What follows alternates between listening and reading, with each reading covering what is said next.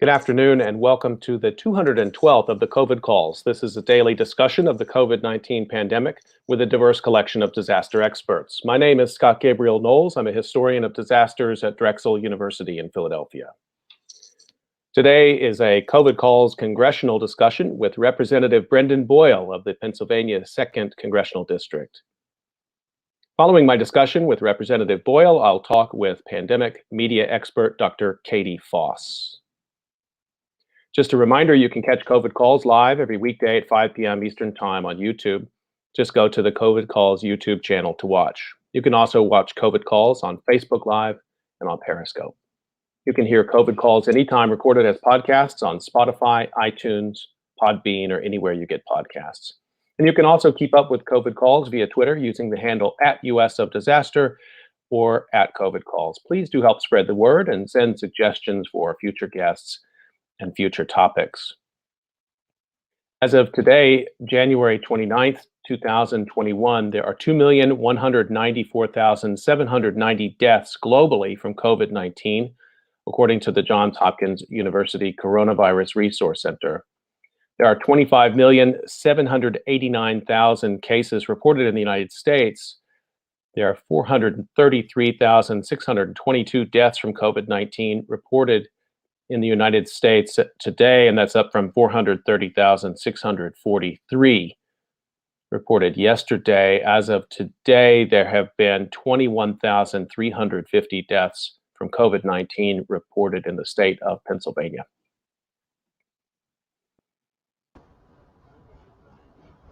I'm going to jump into my introductions today with my first guest. Really excited to have him on the program. Let me introduce him. Representative Brendan F. Boyle was born and raised in the Olney neighborhood of Pennsylvania's 2nd Congressional District. As the son of a janitor and school crossing guard, Congressman Boyle was the first in his family to attend college. He went to the University of Notre Dame on academic scholarship, where he earned a bachelor's degree in government, and he later attended graduate school at Harvard's Kennedy School of Government. He was elected to the Pennsylvania House of Representatives in 2008. The first Democrat to represent Pennsylvania's 170th state legislative district, which includes parts of Montgomery County and Philadelphia. And in 2010, he was joined in the state legislature by his brother, Representative Kevin J. Boyle, making them the first brothers to serve together in the Pennsylvania State House of Representatives. In 2014, he was elected to Congress by citizens of the 13th Congressional District, representing Northeast Philadelphia, part of North Philadelphia, and approximately half of Montgomery County, Pennsylvania. Since first entering public service, Congressman Boyle has served as a champion for working and middle-class families, in particular issues relating to social and economic justice. I'm thrilled to have him on COVID Calls today. Representative Boyle, thank you for joining me. Yeah, I think this is great that you're doing, Scott, and I'm happy to join you. Let me start the way I usually do, just to find out where you're calling from and how the pandemic is looking there today. Yeah, well, I'm like most members of Congress, I essentially spend half of my week in one city, Washington, and then the other half back home in the district in Philadelphia. So where I am right now is in my office in the Capitol. And so in Washington, D.C., as of this morning, right off the D.C. government's website, there have been 36,132 COVID cases and 902 deaths due to COVID. What are some of the protocols right now around the House, just in terms of keeping safety? Is a fully masked environment? Well, you wouldn't think this invites a political answer, but the reality is that the overwhelming majority of people, and not just members, but really the Capitol complex and Capitol Hill, is a pretty small space of a few thousand different people who work here. When you think of the members, are actually a relatively small percentage of the people who work around here. Staff makes up the bulk of folks who work on the Hill, but then support staff, security guards, Capitol Police, all sorts of things that you wouldn't exactly think about. So even with most of the staffs like mine teleworking or telecommuting, you still have a few thousand people who are here. And so masks have been the norm. They're required on the House floor. But in the beginning, you might, when I have noticed and when I said that it invites a political, not necessarily a political answer, but a difference between the two political parties, since about June, or when June was when we returned physically to session after about a 2-month break when we were only really working virtually, except for coming down for a vote and then quickly leaving. So from June through now, 100% of Democratic members have been wearing masks, requiring their staffs to wear masks, et cetera. And in June, it was probably about 70% of my Republican colleagues. Once President Trump, you might remember for about 3 months, he was not wearing a mask, he was resistant. And then finally, his staff was able to get to him and he relented. Once he did that, it had a real impact on the Republican side. And I would say it moved their numbers. And this is anecdotal, but just, I tend to pay attention. I would say it moved it from about 70% to 90%. But there is still that 10% on the Republican side that absolutely refuse to wear a mask. I thank you for those details. And I have to say, it's also extraordinary that we would be even having a conversation of the percentage of members of Congress which would be wearing a life-saving device in the middle of a pandemic. But that's where we are. And I've been so looking forward to speaking with you on many things. I want to start really with January 6th. You've discussed it already in other places, but I was looking forward to this chance to ask you about that day. What was your day like? Yeah. Well, first, before I answer that, believe it or not, there's something in common with what we just discussed, because that 10% of Republican members who refuse to wear a mask, there's a tremendous overlap between that group and the folks who were the most active on January 6th in terms of challenging the Electoral College, spreading the big lie, spreading QAnon conspiracies. We're actually talking about the same people. Now, in terms of how that day was for me, I'm literally sitting where I was on January 6th. The Republican members of the House who had decided they were going to challenge the legally cast electoral votes in this presidential election, they decided they were going to do it and target 6 states, of which Pennsylvania was one of the 6. And in fact, in many ways, we've featured the most in the arguments that you heard. So about a week out, the House leadership, the Speaker of the House, had asked me and other of my Democratic colleagues from Pennsylvania to prepare to speak on the House floor to defend the votes from Pennsylvania and to speak for 5 minutes each. So I was sitting here at my desk, and you can't see it, but I have a TV where I can monitor what's going on the House floor. I have the window right here, and if I were to contort my body and angle myself back there, you can see the Capitol building. And then about 20 feet from here is to the hallway. So I say that because I was literally sitting here finishing my speech on what I was going to say to defend Pennsylvania's electoral votes, while trying to, out of the corner of my eye, pay attention with what's going on, and then noticing that, wait a minute, this crowd's getting bigger and they're on the floor steps. And then outside this window, I could see and hear what was going on. And very quickly, it's hard to describe. It takes longer to describe this. Things can accelerate very quickly. And so it went from, Jesus, there might be something going on here, to within about 10, 15 minutes of seeing the tear gas smoke, hearing the flash bombs, hearing the loud crowd, getting, as I'm sitting here working on the lower right screen of my computer screen, I'd be getting USCP alerts, United States Capitol Police alerts, about evacuating. Now we don't evacuate, shelter in place. So I was literally sitting right here when it all began. What a surreal experience. And your staff you all had to go into a lockdown situation at that point? Yeah. So, and by the way, where it's funny how arbitrary things like alphabetical order can impact what happens. Since Pennsylvania begins with a P, we were going to be expected to be the 5th of the 6 states to be challenged. So we knew from Pennsylvania we weren't going to speak until later that night at the earliest, which is why I was able to be here instead of on the House floor. If William Penn decided to put an A before the name of our state, I would have been on the House floor, because Arizona just was up first. So my colleagues who are defending that vote were there and stuck in that. Now, we sheltered in place in my office, had the doors locked, all the lights turned off, our electronics silenced, which is what the Capitol Police told us to do. We could hear the mayhem both outside my window and then the kind of yelling in the hall.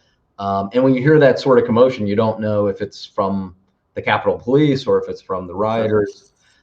At some point, I would say about an hour and a half or 2 hours into it, Capitol Police came into our office, grabbed me and a few of my staffers who were here physically, joined me, and we were taken to the safe room. But there we get back to COVID, because in the safe room, first you had a lot of people kind of elbow to elbow, but then you also had that 10% who refused to wear a mask. And so it's while it was called a safe room, I did not feel safe from COVID there. And that prompted me and my staff to actually shortly thereafter leave the safe room and head back to our office, where we thought we'd be safer from COVID. Thank you for sharing those details. My representative here, I live in New Jersey, is Bonnie Watson Coleman, whom I have enormous respect for. I think she's tremendous. And you know, she came down with COVID after that, and she's a cancer survivor. It's just unbelievable. The layers of risk that you're describing. I want to just, you know, I'm going to read just a sentence here. You published a tremendous op-ed in the Philadelphia Inquirer just after these events. You said, "Those who stormed the Capitol looking to cause violence are clearly a threat, but the larger threat is posed by the unprincipled people, including political leaders, who concoct and disseminate hate, conspiracy theories, and lies." I was moved by that. And I want to read that also because, to me, I've been searching for these connections between this pandemic year that we have lived through and what happened on January 6th. I feel like they're connected, but I'm really curious to know your thoughts on that.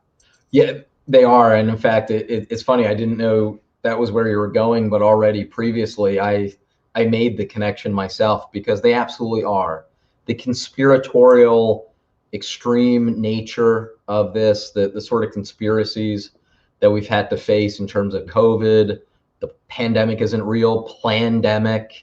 It's really a George Soros funded plot involving Bill Gates and God knows who else. Those sort of conspiracies that have really impacted our ability as a society to be able to combat COVID.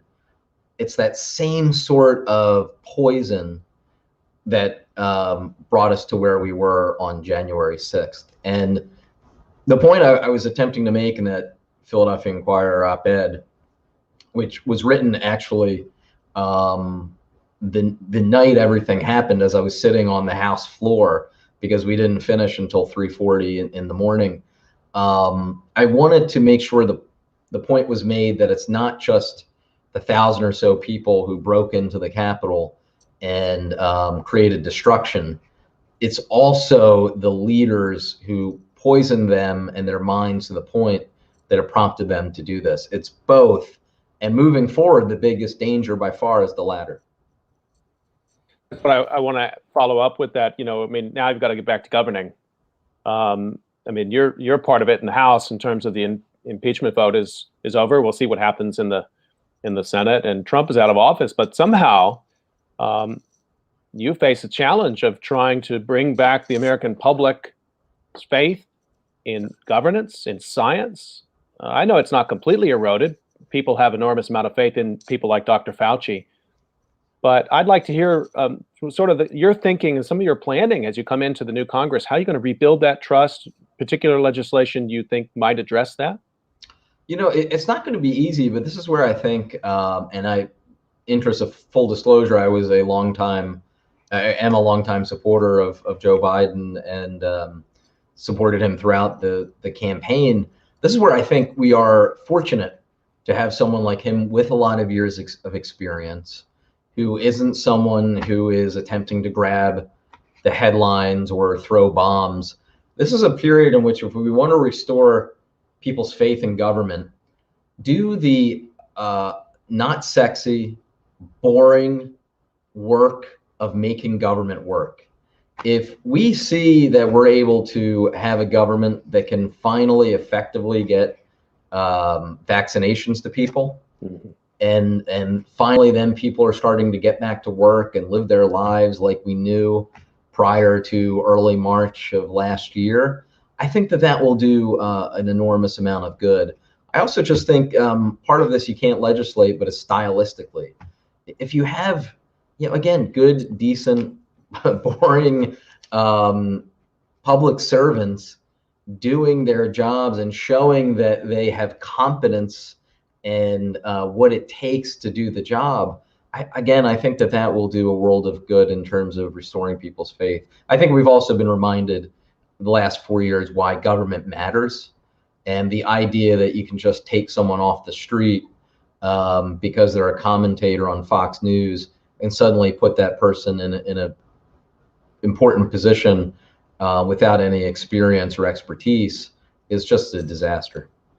Good, decent, boring public servants. Yeah. Now, you had to run for re-election. I'm assuming that wasn't what was on your banner, although maybe it was. I don't know. What was it like running for re-election in a pandemic? Yeah, it's interesting. Maybe make boring great again. Maybe I should trademark that slogan for a hat. No, generally when one's campaigning, it tends to be issue based. Also talking about what you've done for your district and constituents. It's some sort of combination of the two. I think the media tends to, focus almost exclusively on the political and policy issues, and oftentimes ignores the importance of the constituent service side. Our ability throughout the pandemic to help people get their stimulus checks when they weren't getting them, apply for PPP, nurses who didn't have PPE in the very beginning, we were able to help them with getting donations and deliver it. That there was a political scientist who wrote a book a long time ago called Home Cooking. And it was about exactly that, the importance of being able to deliver good constituent service. It's a combination of the two in most campaigns that you tend to talk about, the issues, the policy work, but then also, what you've actually been able to do when people have come to you needing help. How's the vaccination rollout going in your district? I mean, it's a little complicated because you're a federal official, you have state officials, and there's the city as well. There's a lot of federalism at work there, but what's your view of it? Yeah, no, one of the things I first learned as a state legislator, and it's still true today, very few people know federalism. All the time in our DC, our district offices, we will get people coming in with city issues. And when I was a state legislator, we would get people coming in with a Social Security issue. So that can be a little bit frustrating because, if you're a member of Congress representing a big city like Philadelphia, and so many people have issues that are at the city level, you can't directly do something about it. At the same time, you can't just say, well, sorry, that's not us. Please leave. That's not going to be something that flies. So what we've gotten pretty good is essentially building relationships with people at the city level to be able to help constituents when it is a city issue. My role in terms of the vaccine delivery and the vaccinations has really been more at the macro policy level and less specific to Philadelphia. Although this past week there has been a controversy that I have gotten a little bit involved in terms of attempting to understand what exactly happened with this group that was chosen by the city to deliver vaccinations, and turns out might not have been the wisest choice. The other disaster that was layered on top of the pandemic this past year, not a surprise to communities of color in the United States, but the death of George Floyd, Breonna Taylor, and others. I think those inequalities also refracted back through the pandemic were startling to many. Many people who maybe had thought racial justice was an old fight in America. You represent part of Philadelphia. I wonder if you could talk a little bit about that time period through the spring and summer, how you reacted to it, and how you'll continue to talk about those issues, particularly in light of health justice and the call for health justice in Philadelphia. Yeah, I mean, it was pretty remarkable that right around the week after Memorial Day, in Philadelphia and throughout the country, you had the biggest civil rights, essentially, protests, and then in some places going into riots, the biggest since the 1960s.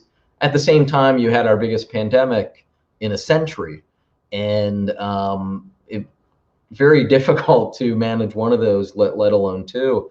Specific to COVID, though, these sort of inequities in healthcare were not created by COVID. What COVID has done is show essentially a mirror to those inequities. And we have seen it in terms of African Americans and also Latino and Latina Americans who have disproportionately gotten COVID and died from it. And I think there are many reasons why, but primarily two. First, we know that those of us who are in the knowledge economy, who are able to work via Zoom and other technologies, we have an easier time going about our work virtually than someone who is a waiter, than someone who's a waitress, than someone who is working in a blue collar job that requires you to show up and interact with a lot of people. My father, as you mentioned, used to be a janitor for SEPTA. He was right on the Broad Street line. He's retired now, but had this been 5 years ago when he was still working, in a normal day, in a pretty tight space, he would interact with hundreds and hundreds of people. And guess what?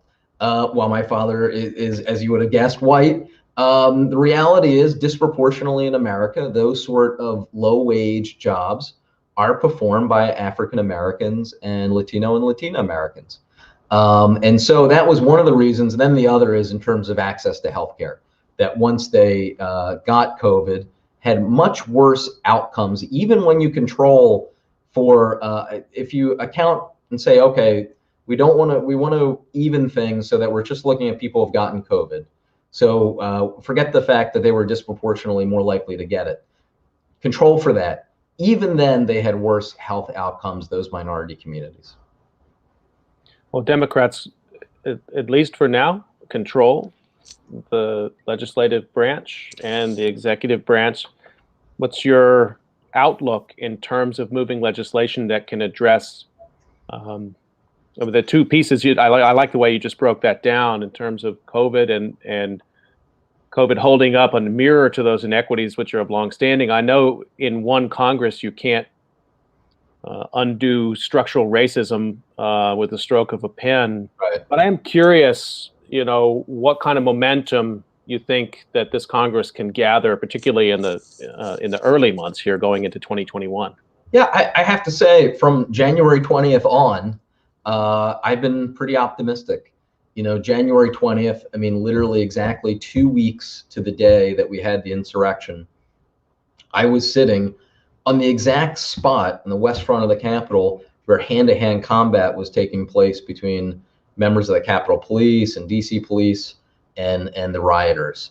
2 weeks later, in exactly the same spot, Joe Biden is being sworn in as president of the United States, and a transfer of power takes place. Also that same day, that afternoon, the Senate flipped. 3 new Democratic senators, the 2 from Georgia and Kamala Harris's replacement or successor in California, they were sworn in. And so at that point forward, my side has had control of the Senate. And the reality is that does make things much easier, having one party control of all 3, that White House, the House, and the Senate. So right now, and as I'm sitting here at my desk, what I was working on before this is the COVID-19 relief package. I think that it is going to be tremendously robust. President Biden's plan calls for 1.9 trillion. I think that it will be right around that scale, which would make it, by the way, the second largest bill in American history. I think that it will have more direct relief payments. I want to make sure we get up to the $2,000, which I had favored. But there's also so much more than that. One of the things that the federal government hasn't done at all is direct aid to our state and local governments. In a place like Philadelphia, that really matters. So I'm pretty optimistic, actually. For as difficult as the last year has been, I would say, as I sit here today, I'm pretty optimistic moving forward. Well, thanks for sharing that optimism. At the same time, even though his Twitter account has been suspended, former President Trump seems to be still focused on disinformation. And I wonder what you think about that. We don't have to talk about Trump necessarily, but the disinformation and conspiracy that's sort of out there in the ecosystem now, which you wrote about in that Inquirer piece, that's concerning to me. It must be concerning to you. Just to return to that, are you worried about that? And so unfortunately, so yes, I am very worried about it, and I actually was even before January 6th. But I have to say, as optimistic as I am about passing meaningful pieces of legislation here that will make a real difference in people's lives, I'm not optimistic when it comes to combating these sort of conspiracy theories. I hope someone can convince me otherwise, but I have to say I don't see an end to them in sight. I think it's very difficult in this media environment. Well, I'm one of the younger members of Congress, although no longer one of the youngest, but I am on the younger side. Nonetheless, I remember growing up in the 1980s when there were only 3 big TV networks. Fox didn't even exist, let alone Fox News. It was ABC, CBS, NBC. You got your news, those evening telecasts.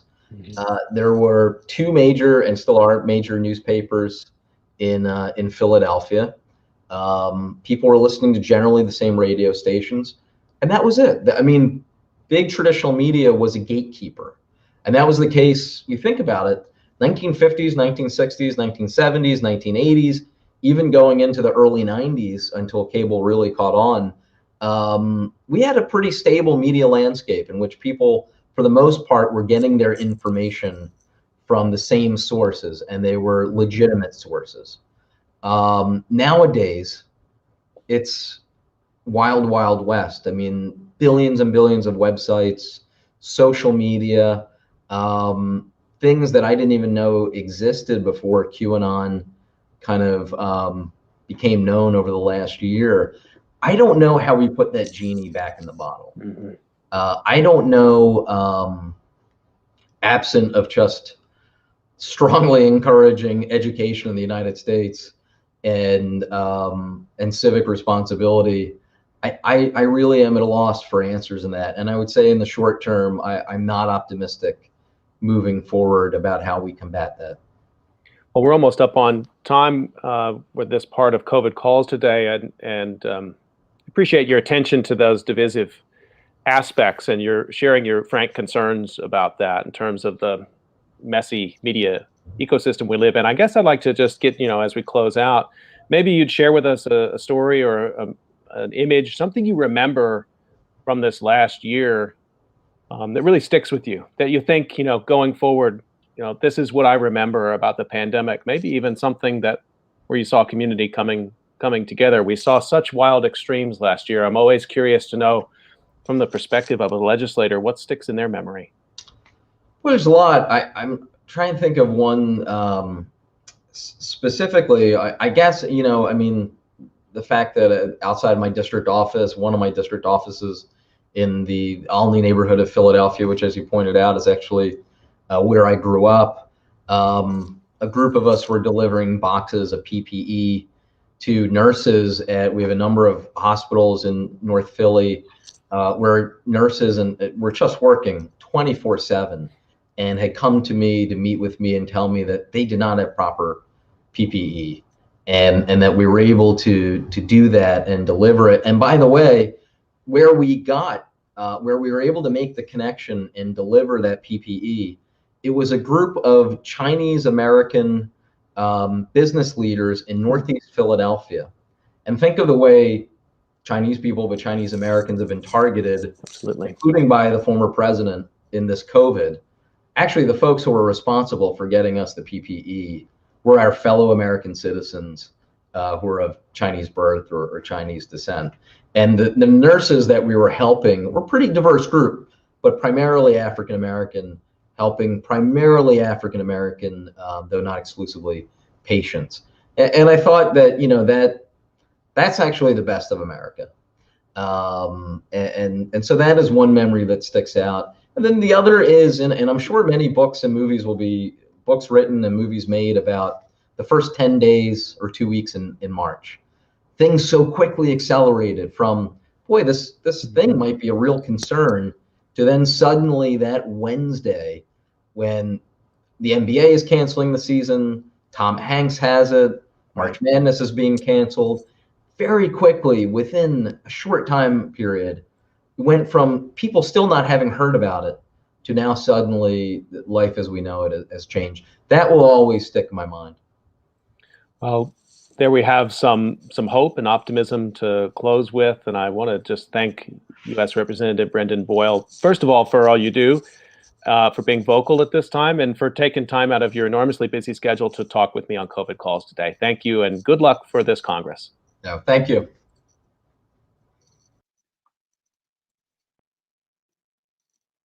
Okay, we're going to move to the second part of our conversation here today. And let me introduce my second guest, who I think was in the green room for part of that conversation that I had with Representative Boyle. So I'll be wanting to get her perspective on that as well. Dr. Katie Foss is a media studies professor in the School of Journalism and Strategic Media at Middle Tennessee University, where she teaches courses in media literacy, health communication, and gender studies. She's the author of Constructing the Outbreak: Epidemics in Media and Collective Memory, Breastfeeding and Media, Exploring Conflicting Discourses That Threaten Public Health, and Television and Health Responsibility in an Age of Individualism. Dr. Foss edited the Graduate Student Guidebook from Orientation to Tenure Track, Beyond Princess Culture, Gender and Children's Marketing, and Demystifying the Big House, Exploring Prison Experience and Media Representations. Katie Foss, thanks so much for joining me on COVID Calls today. Yeah, thank you for having me. So I'd like to start out, if I could, just find out where you're calling in from and what the pandemic situation is there today. I'm calling in from Murfreesboro, Tennessee, and the pandemic situation is dire according to the numbers, but you wouldn't necessarily know it if you were out and about in town. As you can see from the various maps available, we have very few restrictions here in Tennessee. Since you were able to catch a little of that conversation with Brendan Boyle, I wonder if you heard his comment at the end there where I asked him about disinformation. Mm-hmm. And I like it when members of Congress give an honest answer. And his answer, I thought, to me, is pretty striking, which is he doesn't really know what to do. Mm-hmm. Well, and I thought his answer was both honest and fascinating. And I also thought to myself that we must be about the same age based on how he described the media landscape in the 1980s. Sure. It is a huge problem with the fragmentation in the media and the current landscape that we have when you have so many choices and so many of these echo chambers that people kind of head into and then don't get out of, just kind of cycling through conspiracy theories and disinformation. It's really hard to pull people out of those echo chambers. I will say a little bit more optimistically, on the other hand, we're getting so many more voices in media, in our media landscape, that with the creation of all these different kinds of platforms and opportunities, people that we've never heard of in the past or groups of people that we would have never heard of are suddenly being able to tell their own stories. So there is kind of an upside of that. But certainly it's really hard to combat the disinformation once it's out there, and it's definitely out there. So maybe setting disinformation aside and just talking a little bit more about mainstream media coverage. As a media scholar yourself, it must be, you're probably like hanging out with me. I always ruin movies for people. I ruin books for people because I'm always the sort of historian who's like, well, wait a minute. Mm-hmm. It must be watching the news with you must be kind of a trip because you're probably always have that meta experience of trying to make sense of the coverage and then the frame around the coverage. I wonder if you might talk a little bit about how it may be hard to generalize, but some of the themes you've noted about COVID-19 coverage. Well, first of all, there has not been enough of it. And that might seem a little odd because it feels like we're steeped in it all the time and it's so pervasive. But at the same time, we're not getting the kind of coverage that generally resonates with a population to persuade them to change behavior. And what I mean by that, especially on a local level or even kind of a regional level, we're not seeing really enough of what is going on at the local hospitals. We're not seeing enough of kind of mourning and rituals around mourning, of memorializing the dead. We're not seeing enough of people telling their own stories and their own experiences with this really horrific disease. So while we had a lot of this kind of macro coverage and a lot of debate in the macro coverage, we're really not getting those stories that we need to get to really start helping making a difference. I wonder, let's go a little further with that, because that has struck me as well. And I'm glad you said that you haven't seen enough coverage, and particularly on that. I mean, is that just an access issue that reporters, even long form journalists, don't seem to be able to get great access into the sites where care is being delivered? Or is it more that that's just not driving clicks? People hooked up to it, people intubated is not what media consumers want to see, but the latest Trump tweet is. I don't want to make it more basic than it is, but it has seemed like that to me. I think it's actually both. So I think it's an access issue that early on in the pandemic, we weren't letting journalists in to really take those photos. And still, we are not seeing a lot of inside the hospital coverage. But we're also just we've had this trend of just not really telling this story in the same way that I've seen studying past epidemics, in which not only would all of the different news stories be about the epidemic, about the outbreak, about the sorrow, about just how dire life had become, but you'd also see a lot of different personal experiences. So somewhat shared, I would say, on social media, but not enough. And because of that, I don't think that a lot of people take this seriously because they don't feel like it is serious, because it's framed as not serious. That's interesting. There's such a bind there, attention there about disaster coverage not moving over into what sometimes is called a sort of disaster porn, with the camera crew rolls up. And we saw a lot of this after Katrina. Camera crew rolls up, there's a house turned over, dramatic shot of a house, looks like Wizard of Oz or something, and they're snapping away, and you're thinking, no, I mean, people may have died in that house. I mean, a lot of that coverage happened in the moment. It's riveting. And we've also been, I'm sorry. No, go ahead. Any reaction is interesting. I was going to say that I think part of that is that we've been in this so long. So unlike any past pandemic or epidemic, we've never had a moment where we had quite such a prolonged time in which we're in this pandemic zone. Now, we could look at 1918 and say, well, they were, but they didn't know it. They didn't know it. So it really only felt serious and intense and part of everyday life for about 6 weeks, depending on where you were at in the world or in the US. So I think that that's part of it too. But yeah, the kind of, oh my gosh, it's here, hasn't happened at the same way. Now, we've had parts in which we had it. Like there's a lot of coverage within Italian hospitals when it hit Italy before it came to the US. And some of that certainly with New York and a little bit with Texas, but it hasn't been pervasive and widespread and localized, at least not from what I've seen here in Tennessee. What about non-Western journalism or any other part of the world that you may follow? Is it being covered differently in other countries? Oh, absolutely. First of all, there's a lot less skepticism in the coverage about what we should be doing, whether or not this is a crisis. That wouldn't. I'm thinking about. I've looked at a lot of the New Zealand coverage, which is fascinating because they've done such a wonderful job in really keeping transmission down. There's no question of should we take precautions. Like, of course, we should take precautions, or whether or not this is dangerous. Of course, it is dangerous. But it's also interesting how non-Western media have framed the U.S. and what we've been doing, and kind of like a question mark there. Like, okay, you have more deaths than any other spots of the world. Why aren't you doing this? And kind of a lack of understanding of how we approach things, which I would agree with. That's interesting. So that means that maybe for an average news broadcast, the responsible editorial position is you have to actually cover basic public health information. And so there isn't time to do maybe more of that individualized or more empathetic coverage. Is that kind of how you see it? I think there is. And we have seen in some spots. I'm thinking back to last spring when the Boston Globe did an excellent memorial section to all of those at the time who had died from COVID-19. Same with New York. We've seen that. It's just, unfortunately, I don't think it's hit the spots that it really needs to hit it, where we've seen the most resistance to modifying lifestyle, modifying behavior, to changing it. I mean, I think that they were already reinforcing what people were experiencing anyway and already believing versus like, places, especially in the South and then up in the Dakotas, where people have been resistant to change behavior. When I've talked with science journalists on COVID calls, one of the points that they make, predictable point, but a good point to be made, is there's just not enough of them.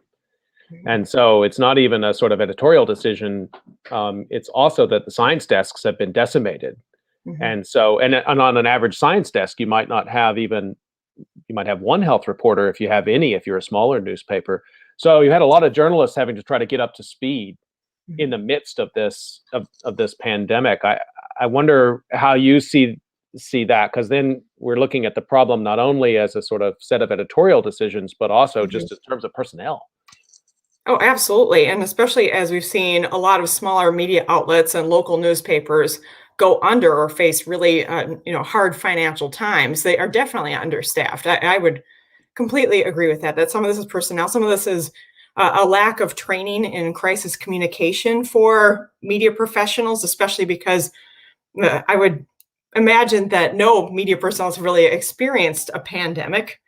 I mean, since we haven't had many, fortunately, and just getting at the story and how do we do that and how do we really kind of bring these narratives to the public? Just want to remind folks you're listening to COVID Calls, and I'm talking right now with Katie Foss, Dr. Katie Foss, who's a media scholar and historian, wears many hats in her professional scholarship. And I know you think a lot about history. And I wonder, and you mentioned a minute ago that, previous pandemics, epidemics had been covered differently in the news. And I know I saw you've been quoted in a couple of stories about Typhoid Mary. I know that's a subject you've talked about a little bit, written about. I wonder if you could let's talk a little bit about history and the ways that maybe media coverage of past pandemics is different, but also some of your concerns, things we could learn from the past framings of pandemic that we should be taking on board now. Right. So first of all, unfortunately, some of the lessons that we can bring forward still continue to repeat themselves. And one would be stigmatizing already marginalized populations. And I bring that up with Mary Mallon because, of course, she was a woman and she was an immigrant and she was of low socioeconomic class. And all of those absolutely influenced her unfortunate position and also her lack of understanding of what asymptomatic carrier meant in the moment. So we've definitely seen kind of this cycling through of stigmatizing different groups. We also have seen similar patterns in terms of media coverage, meaning that media messages tend to depict like the height of the crisis before the height actually hits, and then the light at the end of the tunnel, even before cases go down.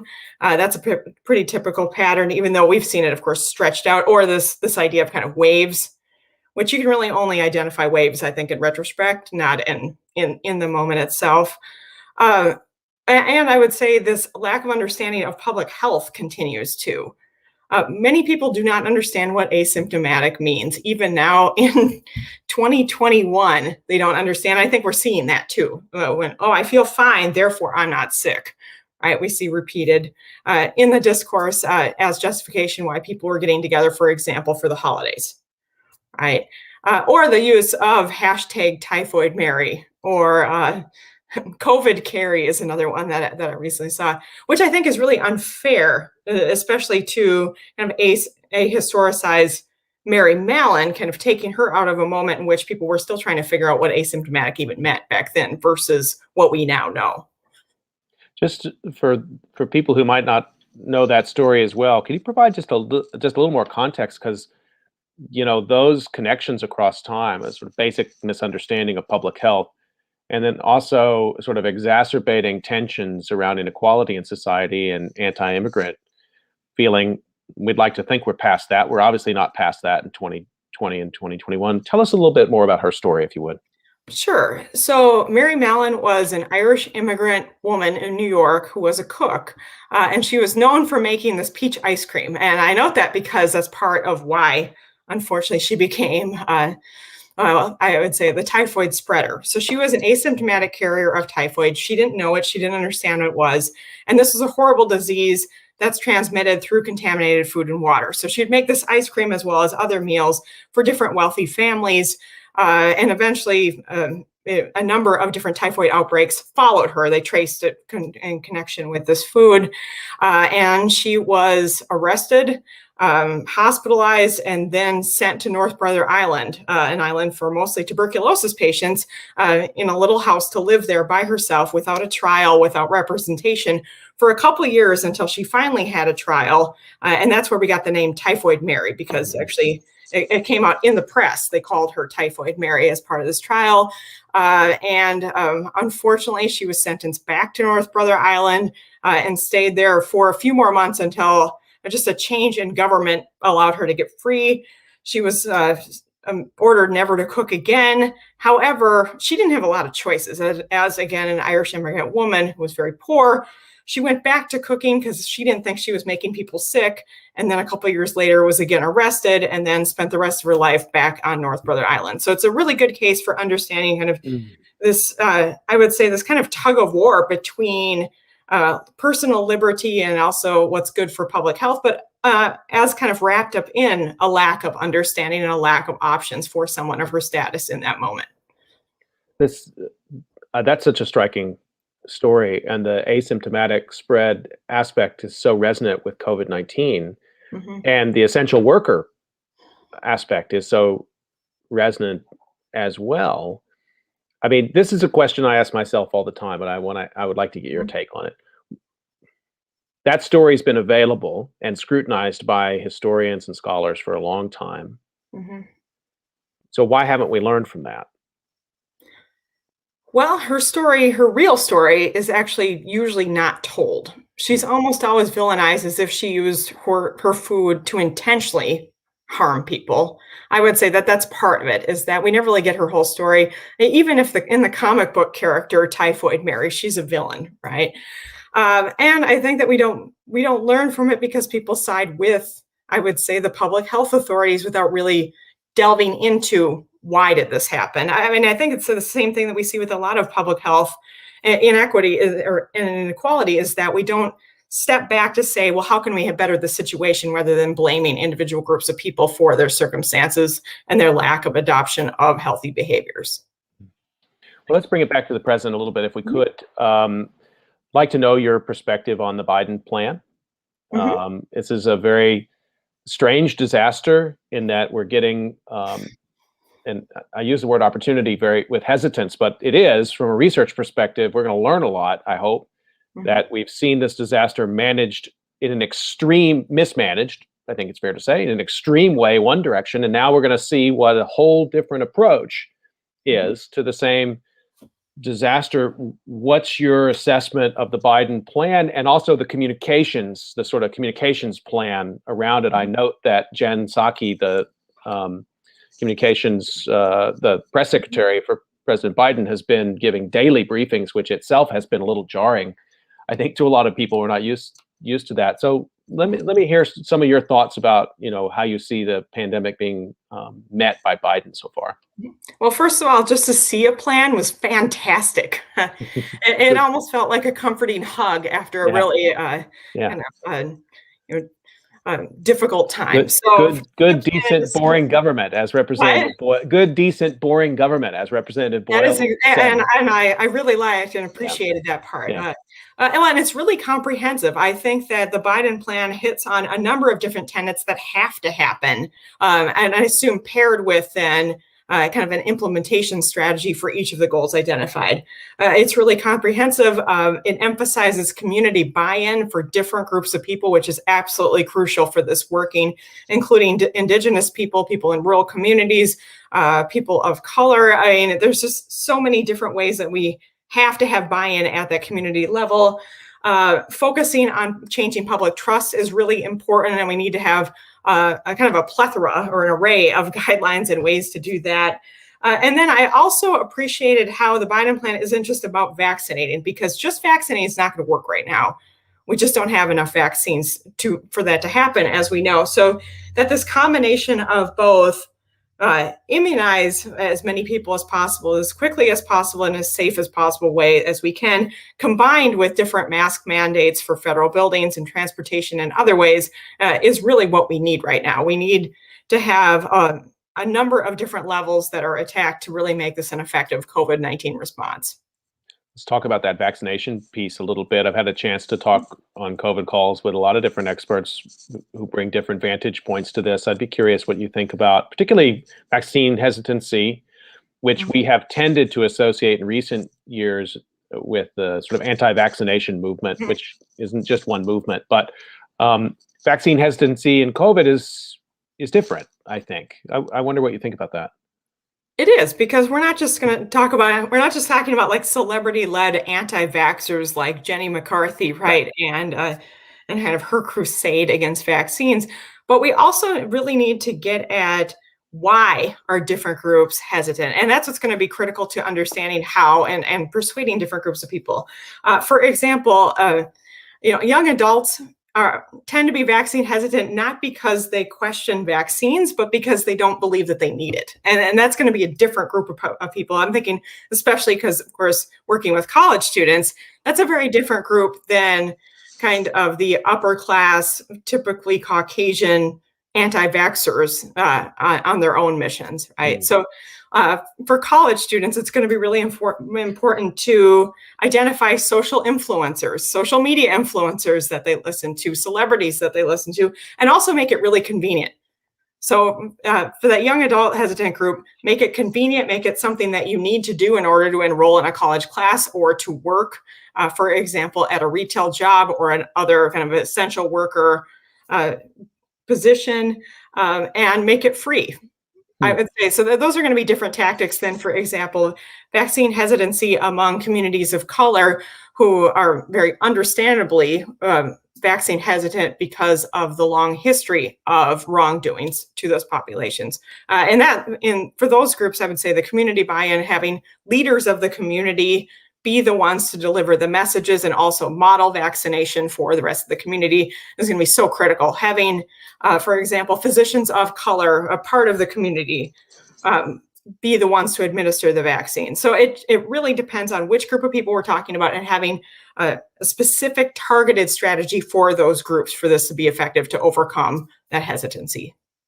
So, that's really interesting to think about it in terms of reaching these different groups. I wonder, again, coming back to media, how you would assess the way that mainstream media has done with this so far. So I've seen, vaccination stories seem to fall in a few different buckets. Early on, it was the heroic nurse, and I don't mean that facetiously, the real heroic nurse. Yep, I remember that. Getting the vaccine, and everybody's just weeping because, these people have every single day put their life on the line. Very quickly following that, though, we got the "you're not going to vaccinate me" big government stories, and it seemed like there wasn't a lot of oxygen for those feel-good stories, those more human interest stories. But I'm not following it as analytically as you, and I wonder again, sort of like, what are you looking for in terms of media coverage of the vaccination issue? Well, I think that we need to acknowledge any kind of shortcomings, like, for example, what you're talking about, what happened in Philadelphia in the last few days. But at the same time, we need overwhelmingly positive coverage that's also factual. So focus on facts combined with emotional experiences to demonstrate the importance of this.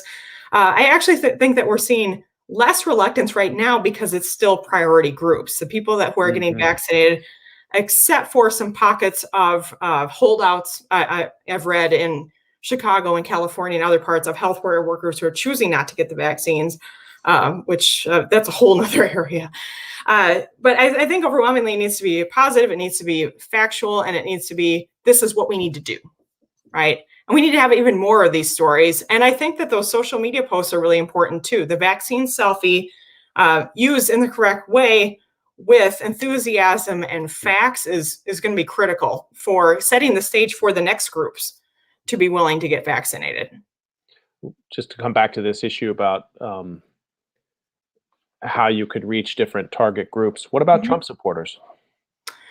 Well, that is going to be the most, I would say they are going to be the most difficult group to reach, of course, partially because of the echo chambers and that they keep going farther and farther away from mainstream media. And of course, I'm generalizing right now. With Trump supporters, I would say that these different mandates in which you have to mask up, in which you have to follow, 6 feet apart, in which you have to experience, at least in most parts of the country, lockdowns and other things that make everyday life uncomfortable. And the vaccine is then framed as the way out of it. So I don't think you're going to get it through ideological means. I think it's going to come through an enforcement frame that prompts people to get vaccines. Certainly more businesses that say, if you want to continue working here, you have to get vaccinated will help. I would also say having some people that are Trump supporters, but then decide to get vaccinated and then being vocal about it will help as well. But I mean, that's a difficult group. It's a difficult group to reach. It is, and it's not a conversation that I would have ever imagined we would need to have. But there's a lot of Trump supporters who also wear masks. It's not as if people go all in one way or another ideologically, but I like your suggestions there, and also just maybe still some hope that as months go by, we get back to sort of boring governance. Yes. That you take some of the heat out of conversation around wearing a mask or getting a vaccine, and just bring it back to just like something that isn't even a matter of discussion. Right. One would hope. We're almost up on time. I would like to just give you a chance to talk a little bit. You've been very prolific during this period, as a lot of research scholars and disaster researchers have been in COVID. What are some of the big questions on your mind right now that have been provoked in the last year? Things that you either thought, hey, I thought I had a handle on that, and now I got to rethink it, or new areas of research that you see opening up that maybe weren't as open before? Yeah, that's a great couple of questions. I would say the biggest thing has just been, wow, this is what it's like to experience this. And even though I lived in the archives for quite a while, looking at these past epidemics, I never really got at what it was like to live this, right? And a lot of it has been just mundane and kind of capturing those mundane moments, but also just how does this happen? How do we move forward as a country and as a world? And I would say, from my perspective, how do we make sure that we're telling a lot of the different stories and perspectives that were never told in the past, that we assume the positions, but we never got the stories, for example, of the indigenous populations in Nome, Alaska during the 1925 diphtheria epidemic. So those are the kind of stories that I want to make sure that different people are going to capture and then tell and then retell and preserve, so that future generations can look back on this moment and understand not just the typical person whose story gets told, but a lot of different perspectives. I had a great discussion the other day with a roundtable of historians. I wish you'd been in that, with Tiago Saraiva and Sandra Adair and Cindy Ermas, and we were talking about just this point, and we were brainstorming a little bit about what we think the archive needs. Now, historians get a little twitchy sometimes, because it's not really our job always to make the archive. Right. There's archivists who are pros at that, and librarians. But I do wonder, to your point, what do you think we should be attentive to? And people who are not historians too, what kind of things should people be collecting? What could they be collecting at this time that'll help us make sense of this? And I think, by the way, it's not making sense of this in some vast, distant future. It could even just be next. It's amazing how quickly people forget. 2-3 years on, what should be going in the archive, do you think? Well, not just the typical kind of mainstream news coverage.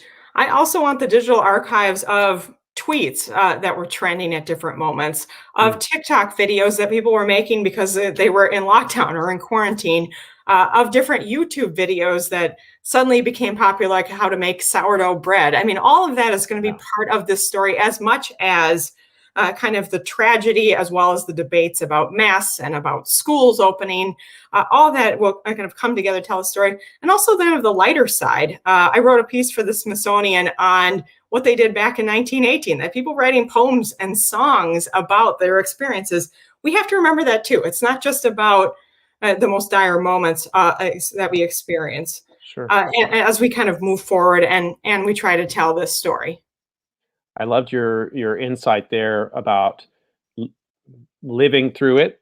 And those of us who study disaster, we know that the sources skew towards action and not inaction, right? So your observation is a great one. I think it resonates with a lot of people. Living through this terrible disaster has been really boring. Right? I mean, It has. we've been distant from each other. We're not able to do the normal things. Those of us who have the privilege to be distant. Right. And I think for other people, and we haven't heard enough from them, it's been a constant daily threat. And that itself becomes boring. Some people describe that too. You just get used to a certain amount of risk, and then you don't want to talk about it anymore. That itself becomes part of the mundane. I think we don't leave enough space to talk about those silences and just the sort of apathy of it all. But I don't know how you capture that, really. I don't know either. I think a lot of the blogs would help with that, about people expressing, or for example, social media posts about, oh my gosh, we have to try to homeschool our kid through, learning how to simplify algebraic expressions, even though that was 30 years ago that we did that. Yeah, leave me out. Yeah. And then also write this into pop culture. I mean, some shows have already started of those kind of different entertainment venues of fictionalizing this experience. And that's important too, like Grey's Anatomy and Blackish, just among some of the shows, because those are the things I think the narratives that later generations will experience, more the fictional narratives actually, even than kind of the day-to-day content.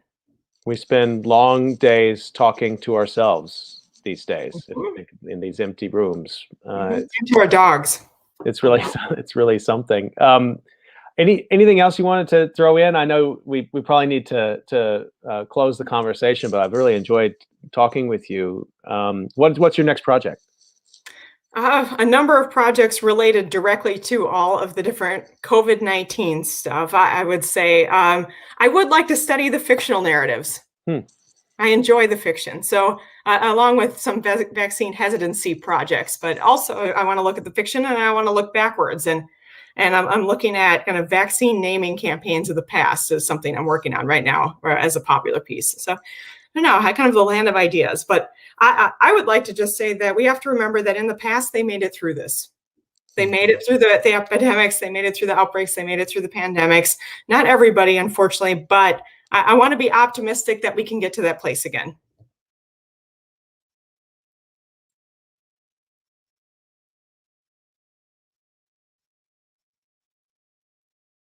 Hello?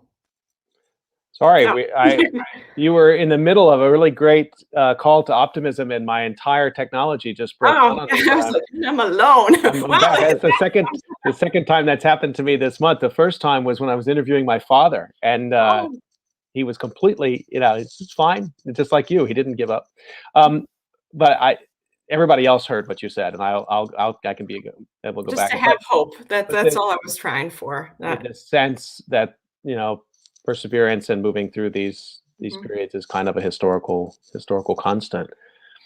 Well, I want to thank Katie Foss for coming on today, and remind everybody that you've been listening to COVID Calls, and you can catch COVID Calls usually at 5 p.m. every weekday. Today was a little bit earlier to accommodate Congressman Boyle's schedule, and I want to thank you, Katie, for also adjusting your time to that. And we'll see everybody on Monday at 5 p.m. Eastern Time. Until then, stay healthy. Thanks again. Thank you for having me.